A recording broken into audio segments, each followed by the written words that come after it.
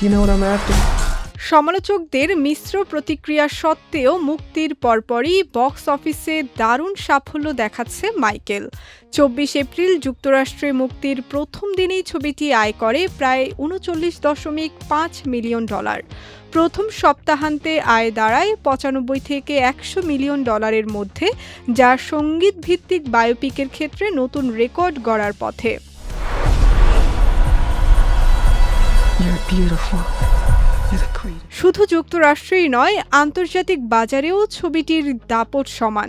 ৮০টির বেশি দেশে মুক্তি পেয়ে প্রথম সপ্তাহেই বিশ্বব্যাপী আয় $২০০ মিলিয়ন ছাড়িয়েছে। প্রযোজনা প্রতিষ্ঠান লায়ন্সগেটের জন্য এটি মহামারীর পর সবচেয়ে বড় ওপেনিং হিসেবে বিবেচিত হচ্ছে। Ready whenever you are, Michael. ছবিটি পরিচালনা করেছেন অ্যান্টনি ফুকুয়া এবং প্রযোজনা করেছেন গ্রাহাম কিং। এতে মাইকেল জ্যাকসনের চরিত্রে অভিনয় করেছেন তার ভাতিজা জাফর জ্যাকসন, যার অভিনয় ইতিমধ্যেই প্রশংসা কুড়িয়েছে।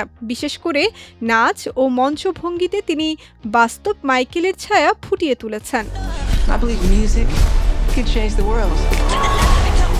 সমালোচকদের একাংশের মতে ছবিটি জ্যাকসনের জীবনের বিতর্কিত অধ্যায়গুলো এড়িয়ে গেছে। বিশেষ করে ১৯৯০-এর দশকের অভিযোগগুলো গল্পে খুব বেশি গুরুত্ব পায়নি।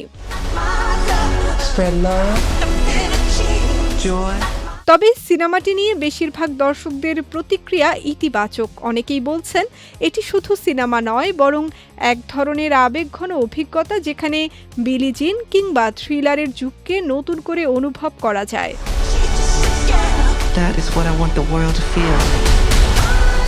সব মিলিয়ে বলা যায়, বিতর্ক সত্ত্বেও মাইকেল বক্স অফিসে নিজের শক্ত অবস্থান তৈরি করেছে এবং প্রমাণ করেছে কিং অব পপ এখনও দর্শকের হৃদয়ে অমলিন।